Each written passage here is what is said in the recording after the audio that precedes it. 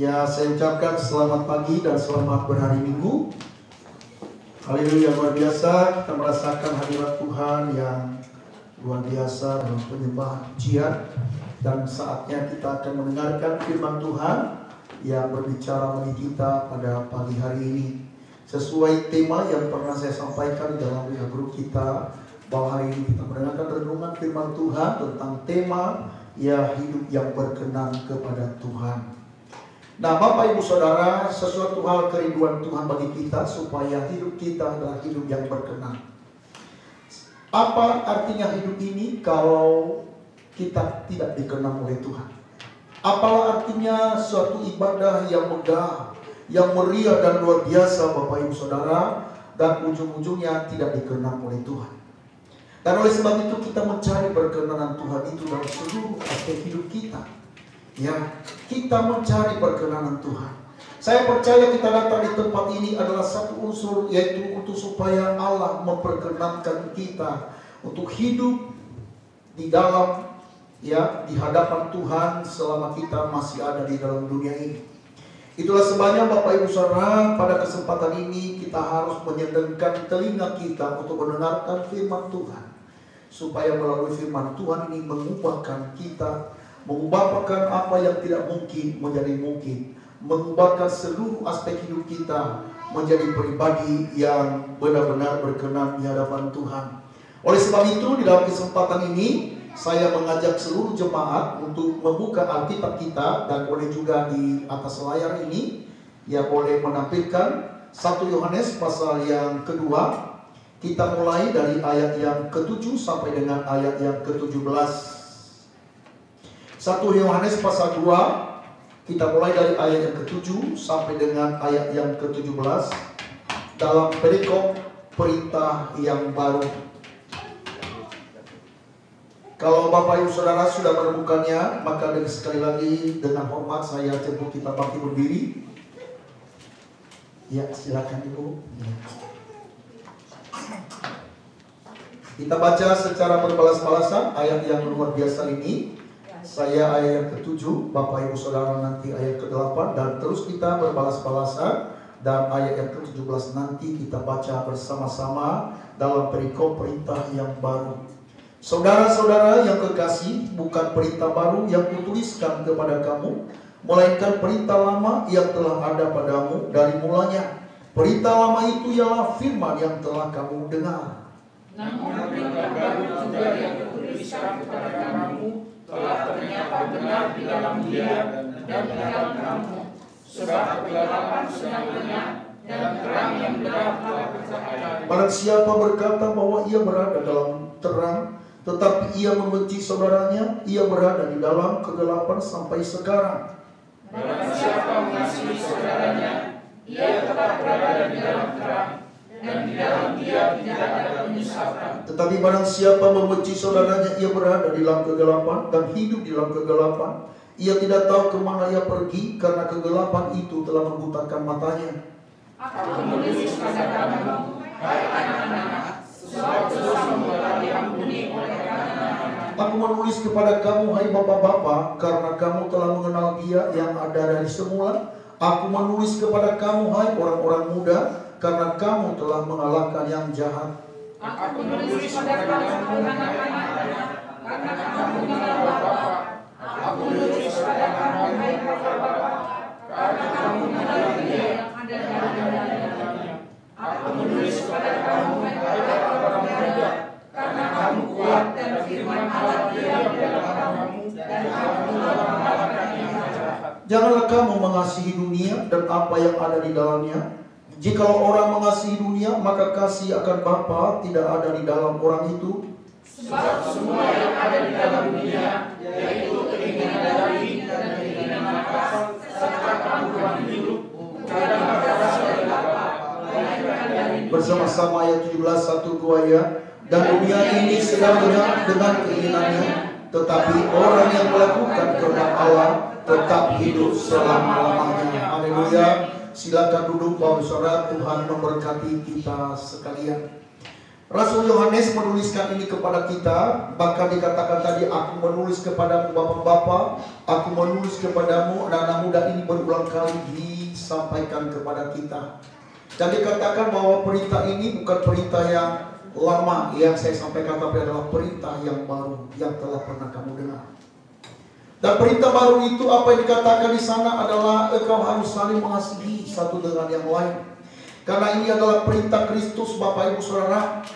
Nah, tentu dalam mengasihi saudara kita, tentu harus kita mulai dari Allah.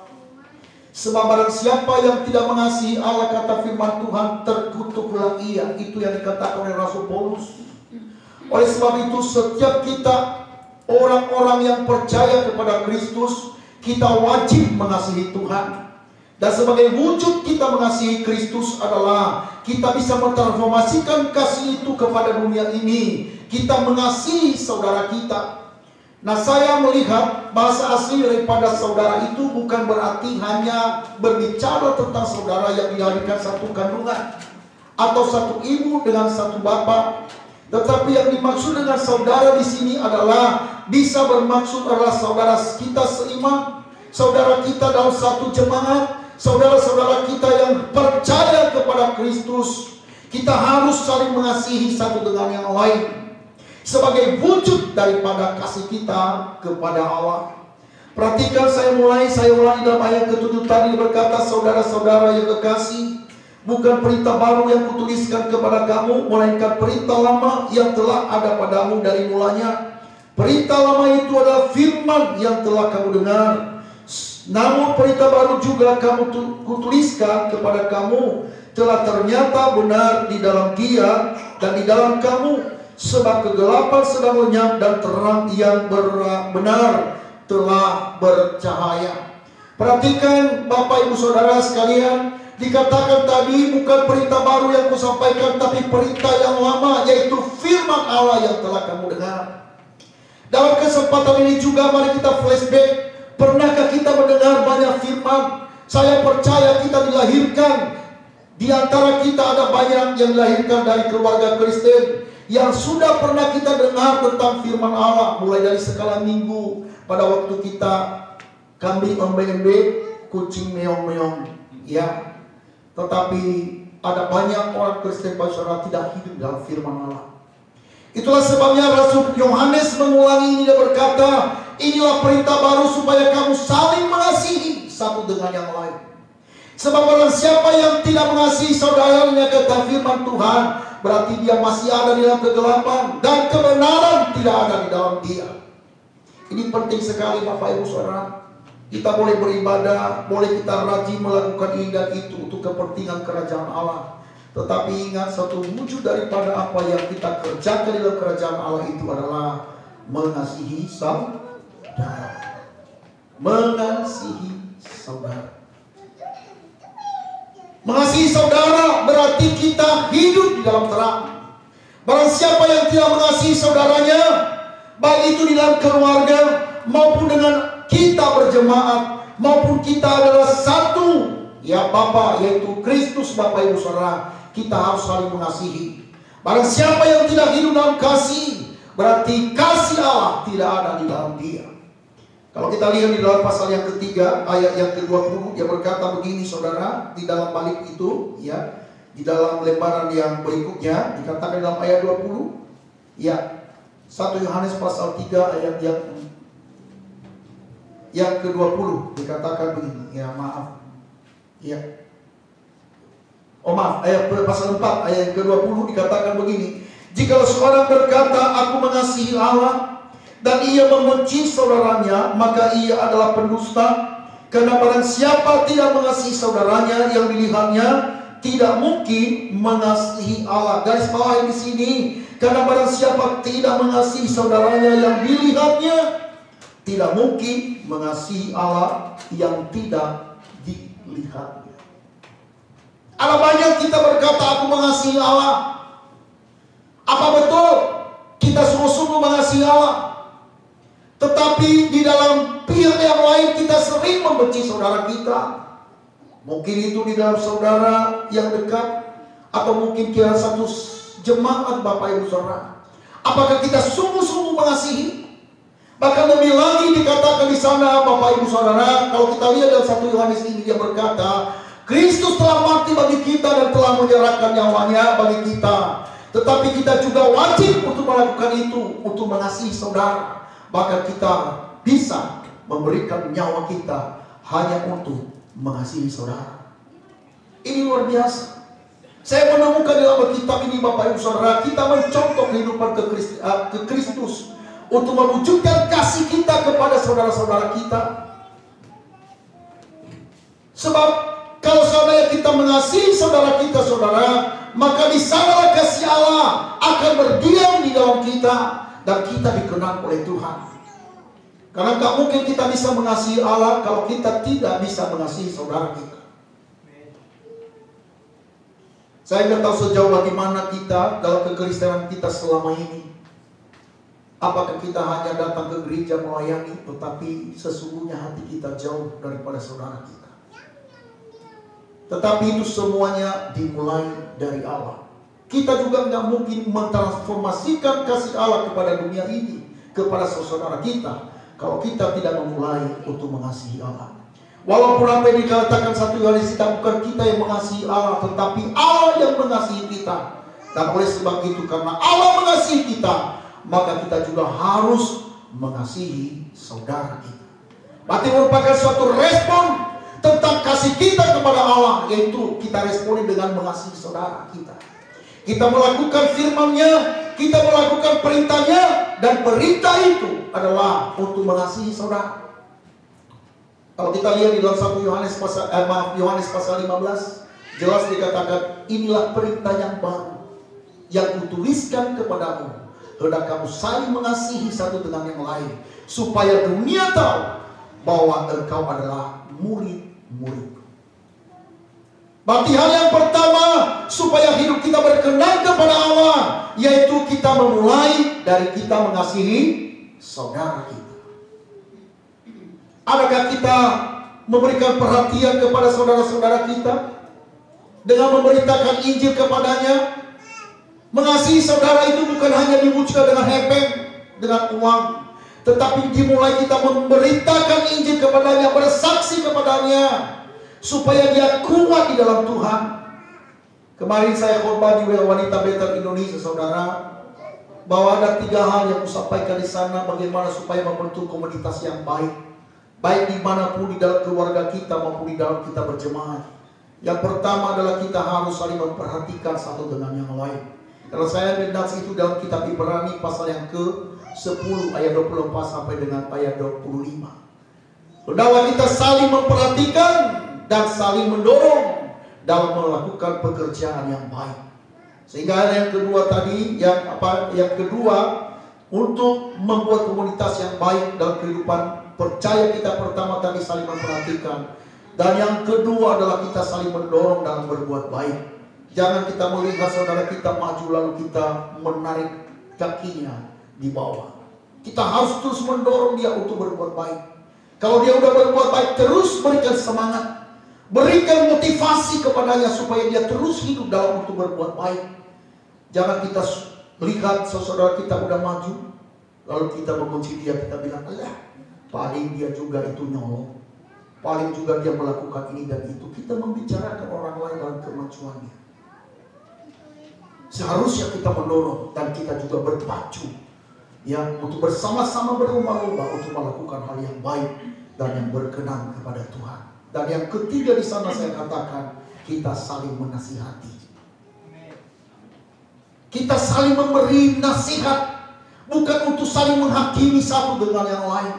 Sebagai wujud kita di dalam komunitas kita untuk menampilkan kasih, yaitu pertama adalah kita saling memperhatikan, yang kedua adalah saling mendorong, dan yang ketiga adalah saling menasihati menjelang kedatangan Tuhan.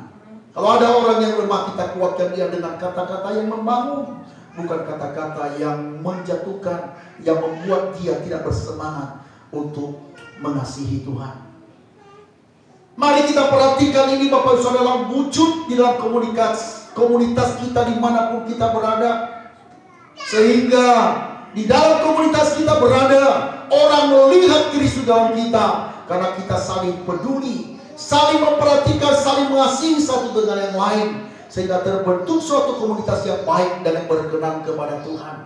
Dan yang kedua, bagaimana supaya hidup kita berkenan kepada Tuhan. Ayat 16 saya mulai di sana, saya ulangi dalam 1 Yohanes pasal 2 ayat yang ke-15 sampai dengan ayat 16. Dikatakan begini, jangan kamu mengasihi dunia dan apa yang ada di dalamnya. Jikalau orang mengasihi dunia, maka kasih akan Bapa tidak ada di dalam orang itu. Perhatikan di sini saudara, ada hal yang penting dan warning bagi kita yang dikatakan di sini.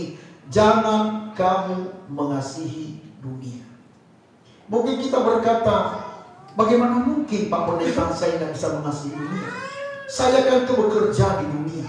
Saudara, semua kita perlu pekerjaan, bahkan di dalam sekarang ini pun kita sedang mempergunakan fasilitas dunia, yaitu namanya ruko, namanya mic yang kita pakai, semua alat musik yang kita pakai itu berasal dari dunia. Tapi dunia yang mana yang dikatakan oleh Alkitab pada pagi hari ini bagi kita adalah cara dunia ini yang menyombongkan diri terhadap Allah. Pola dunia yang harus kita tolak, yaitu sistem dunia di mana iblis sedang menuntut orang untuk memberontak terhadap Tuhan. Secara kita sudah sadar saudara, banyak orang yang dituntut oleh iblis untuk memberontak terhadap Allah. Sekalipun orang telah mendengarkan banyak firman Tuhan, tetapi mereka memberontak terhadap firman itu. Jangan heran kalau kita yang pernah kita dengar akhir-akhir ini saudara, yang terjadi viral di media sosial, orang Kristen juga menggoncangkan Indonesia. Namanya ada di dalam Alkitab. Jujur sebagai orang Kristen yang ada sedikit kita malu Bapak Ibu Saudara. Kemanakah firman yang telah mereka dengar? Sehingga ada namanya pembunuhan di sana Bapak Ibu Saudara. Tidak ada kasih di dalamnya. Padahal seperti apa yang saya katakan dari semula, saya katakan bahwa kita harus mengasihi saudara kita. Jangan kita mengasihi dunia ini. Kenapa ada terjadi pembunuhan? Karena hati terpaut kepada dunia dan bukan mengasihi Allah. Sehingga pada pagi hari ini Rasul Yohanes menasihatkan kita supaya jangan kita mengasihi dunia dan apa yang ada di dalamnya. Kalau kita lihat kronologis yang terjadi saudara, ujung-ujungnya karena dunia, karena uang. Sering saya katakan saudara, jangan ada di dalam keinginan kita untuk jadi kaya. Mungkin Bapak Ibu Saudara terbelalak mata berkata bahwa kenapa saya tidak boleh kaya? Boleh kaya, tetapi jangan Anda menginginkan. Karena orang yang mencintai uang, maka dia akan menghalalkan segala cara. Biarlah cara Tuhan membuat kita menjadi kaya. Biarlah cara Tuhan untuk menuntut kita, untuk membuat kita berhasil. Tetapi jangan dan pernah kita melakukan dengan pola dunia ini. Itu yang harus kita tolak. Kaya itu baik untuk membantu pekerjaan Tuhan, untuk membantu orang-orang yang ada dalam kelemahan dan kekurangannya. Tetapi kalau kau mencintai harta dunia ini, tentu hatimu akan berbeda. Di mana hatimu berada, di mana di situ apa? Di mana hartamu berada, di situ hatimu berada. Kalau kita cinta dunia ini, maka hati kita ke sana. Tapi Allah menegur dan menasihatkan kita melalui pemberitaan firman Tuhan ini. Jangan kamu mengasihi dunia. Jangan kamu cinta akan harta dan uang. Seperti yang saya katakan tadi yang sedang viral bagi saudara. Waduh, hanya karena sesuatu hal yang mencintai dunia. Orang yang tidak takut akan Tuhan Bapak melakukan hal-hal yang tidak berkenan kepada Tuhan. Apa yang berasal dari dunia yang tidak boleh kita cintai? Apa yang dikatakan dimulai dari sana ayat 16 saya ulangi. Jangan kamu mengasihi dunia dan apa yang ada di dalamnya. Jikalau orang mengasihi dunia, maka kasih akan Bapa tidak dalam orang itu. Ayat 16. Sebab semua yang ada di dunia ini, yaitu apa? Keinginan daging dan keinginan mata serta keangkuhan hidup bukan berasal dari Allah. Ada 3 hal yang Rasul Yohanes menasihatkan kita pada pagi hari. Apa yang tidak boleh kita cintai, yaitu keinginan daging. Saudara, kalau kita inabobokan yang daging ini, yang maunya ada dalam zona nyaman terus, senang terus, ya, kita maunya ini, maunya itu, dan itu adalah semua keinginan daging. Biarlah kita memohon kepada Tuhan apa yang kita perlu dan bukan dari keinginan daging kita. Saudaraku, saya sebagai hamba Tuhan juga, saya pengen untuk bisa bersenang-senang keliling dunia. Tetapi apakah seperti begitu apa yang diinginkan oleh Tuhan? Tentu tidaklah. Saya ingin memiliki rumah yang mewah, semewah-mewahnya. Kalau kita mau, semuanya manusia juga mau semua seperti itu. Tetapi apakah itu adalah keinginan Tuhan? Tentu tidak. Itu bukan berasal dari Allah, tetapi dari keinginan daging. Tetapi yang betul adalah kalau kita mencukupkan diri dengan apa yang ada pada kita, kita bersyukur kepada Allah apa yang Allah percayakan bagi kita, ini baru keren. Kalau Allah memberikan kepada kita hal yang lebih daripada orang lain, puji Tuhan. Tetapi jangan engkau membangun kesombongan dalam hidup. Engkau bersyukur kepada Tuhan, terima kasih untuk anugerah-Mu yang begitu besar dan luar biasa. Engkau semakin menyembah dan merendahkan diri di hadapan Tuhan. Terima kasih. Semakin engkau dipakai oleh Tuhan, semakin engkau rendah hati. Semakin engkau terkenal, semakin engkau dipakai oleh Tuhan, semakin engkau bersyukur dan berterima kasih kepada Sang Pemberi. Bukan kita membanggakan diri kepada orang-orang yang tidak mampu. Itu bukan pola Tuhan, bukan cara Tuhan. Tetapi semakin kita dipakai oleh Tuhan, semakin kita dipercayakan oleh Tuhan, mari kita gali potensi itu dan kita persembahkan untuk hormat dan kemuliaan-Nya. Kalau kita lihat jauh ada orang yang lemah dan berkekurangan, kita harus ada iba hati untuk membangun orang itu.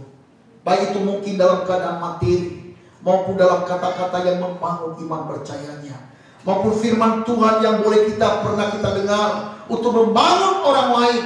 Sehingga orang-orang yang semakin jauh dari Tuhan, mereka dibangun oleh perkataan dan mungkin sikap hati kita, sikap hidup kita yang terlalu peduli dan memperhatikan orang lain. Dan inilah yang dikenal oleh Tuhan, Bapak Ibu Saudara. Jangan kita hanya melihat diri kita, lihat orang lain. Jangan hanya melihat kepentingan kita, tetapi kepentingan orang lain juga. Kalau kita lihat di dalam Filipi pasal yang kedua, dikatakan di sana bahwa jangan hanya kita memperhatikan kepentingan kita, tetapi kepentingan orang lain juga. Kalau kita hidup dalam keinginan daging, maka tertutuplah hati kita kepada orang lain. Tertutuplah hati kita dalam pekerjaan Tuhan.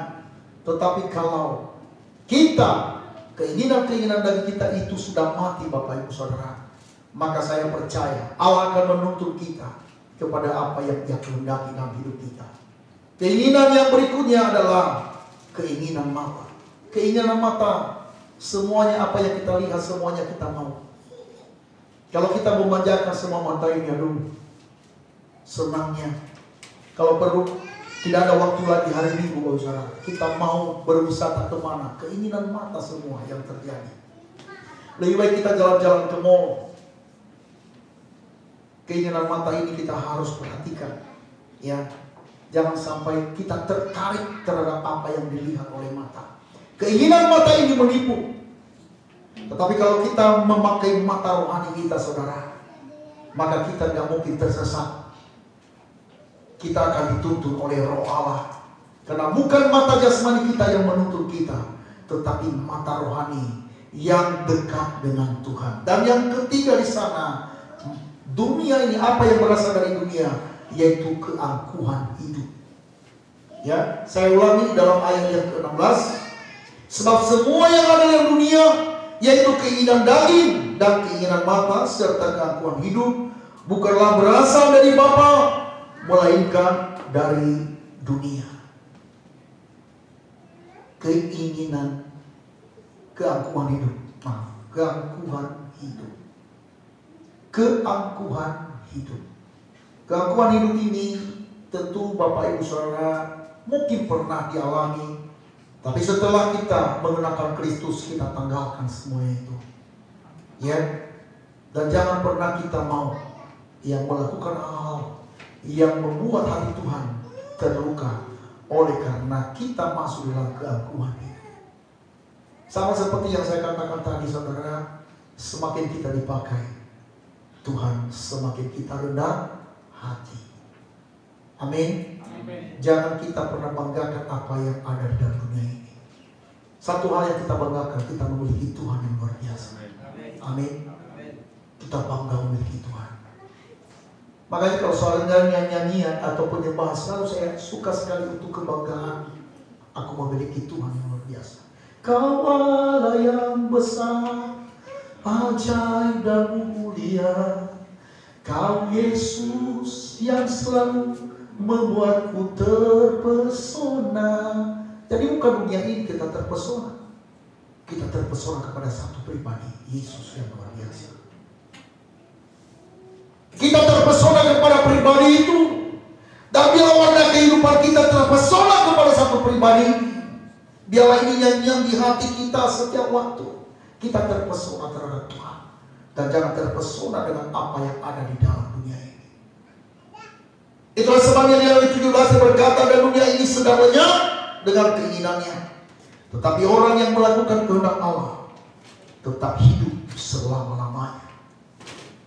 Berarti orang yang masih menginginkan dunia ini akan lenyap, kata firman Tuhan. Semua keinginan itu, semua akan lenyap. Karena pada waktu Yesus datang sang juru selamat yang akan datang, semua keinginan-keinginan itu semuanya tidak ada gunanya. Mari kita pikirkan hal-hal yang membuat kita menyenangkan hati Tuhan, saudara. Pikirkan hal itu. Dan terlalu ajaib Tuhan untuk memberkati hidup kita. Saya percaya tidak pernah saya dengar orang-orang yang mengasihi Tuhan, mereka hidup menderita terus dalam dunia ini. Tidak pernah aku lihat. Bahkan di Mazmur pasal yang ke-37 ayat 25 dia berkata begini, dari dahulu aku muda, sekarang aku telah tua, aku tidak pernah melihat orang yang benar. Apa?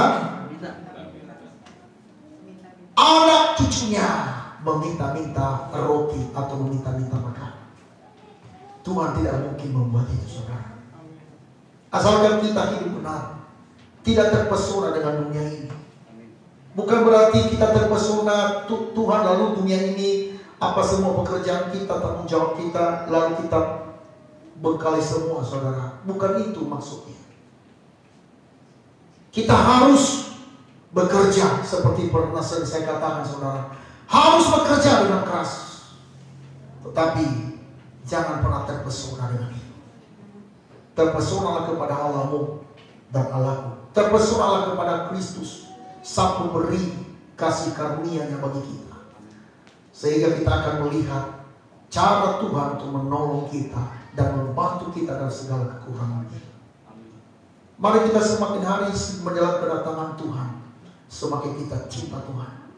Karena Dia berkata bahwa keinginan dunia ini semua akan menjadi lenyap.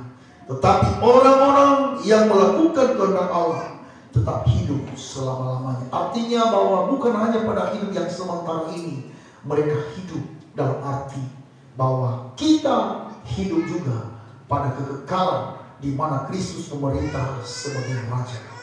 Dan oleh sebab itu kita harus mengharapkan kehidupan itu, kehidupan yang kekal yang Allah berikan bagi kita. Kematian itu bukan merupakan suatu kematian kekal, tetapi justru akan masuk kepada kehidupan yang kekal yang Allah sediakan bagi kita. Mari semakin giat melakukan hal ini menjelang kedatangan Tuhan yang kedua kali. Tuhan Yesus memberkati kita sekalian. Amin.